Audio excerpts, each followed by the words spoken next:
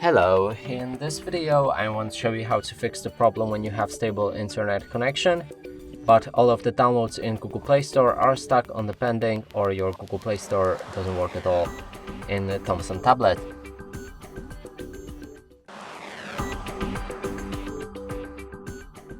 And to do this, here as you can see, if I try to open anything in Google Play Store, it doesn't work at all, even though I have the internet connection.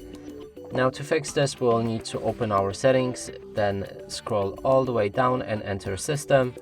Here we can find Date and Time, and make sure that Use Network Provided Time is enabled just like that. And if we go back to the Google Play Store and try again, it should work fine.